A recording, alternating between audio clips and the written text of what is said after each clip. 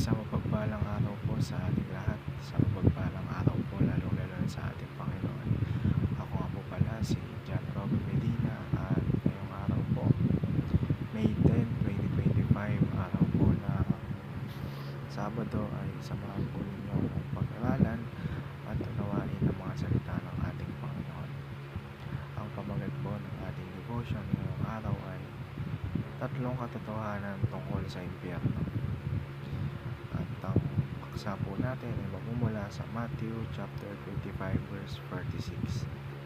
Sinasabi po dito, "Then they will go away to eternal punishment, but the righteous to eternal life." O sa Tagalog naman po, "At ang mga ito ay mapupunta sa walang hanggang kapatusahan, ngunit ang mga matuwid ay sa buhay na walang hanggan." At mapunta naman po tayo sa ating katotohanan ngayong araw. Unang-una po dyan, hell is the expression of God's perfect justice. Ang impyerno po, dito po natin marirealize na ang Diyos ay kinasusuklaman niya yung kasalanan, na ang lahat ng mga nagkasala ay kailangang patusahan, na hindi kinukonsente ng Diyos ang pagkakasala. Kinamumuyan ito ng Diyos, kaya may impyerno. Sa ikalawa, hell is real and eternal, prepared for the devil. Ang impyerno po, hindi po yan dapat para sa tao, bagkus inihanda po yan ng Diyos para sa demonyo kay Satanas. Pero may mga tao pa rin po na sumusunod sa ipak ni Satanas, mas pinipili ang kadiliman kaysa sa kabutihan, mas pinipiling maging against sa ating Panginoon. Totoo po ang impyerno at ito po'y walang hanggang kapatusahan. At ikauling katuruan ngayong araw is, hell is for those who choose to reject God. Ang impyerno po ay para sa mga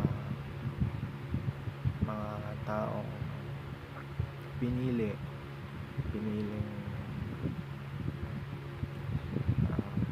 talikuran ng ating Panginoon.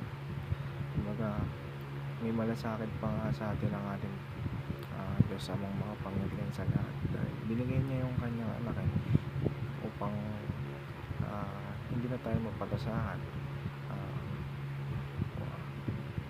na kapag sumamba tayo sa ating Panginoong Jesucristo is pagharap natin sa Kanya is malinis na tayo, hindi na tayo mapupunta sa impyerno.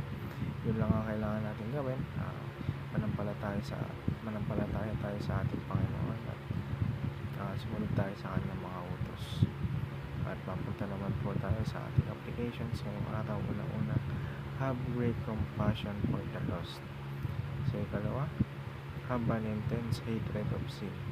Minsan tayong mga tao is hindi tayo nakakaramdam ng guilt sa mga pagkakamali natin, hindi na tayo nakakaramdam ng poot sa mga pagkakamali natin, dahil nasa flesh pa tayo.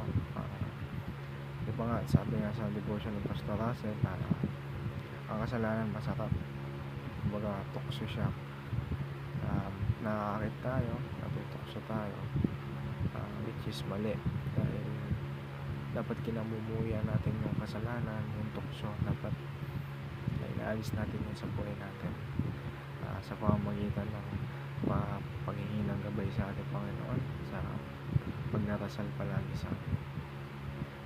At ikauling applications ngayong araw is, have deep gratitude for the gospel.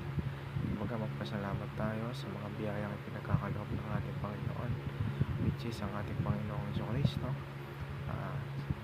Yung presence ng ating Panginoong Jesucristo is sapat na para tayo magpasalamat sa pang-araw-araw natin buhay.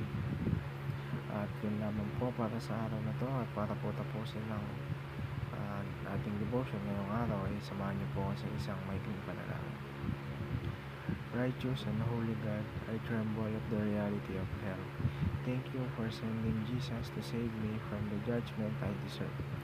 Help me to never take your grace lightly. Give me a broken heart for those who are far from you. Make me bold to speak the truth in love and compassionate in sharing the gospel with urgency. Remind me daily of the seriousness of sin and the preciousness of salvation. Help me to live with reverence, gratefulness, and joy in your mercy. In Jesus' name I pray. Amen.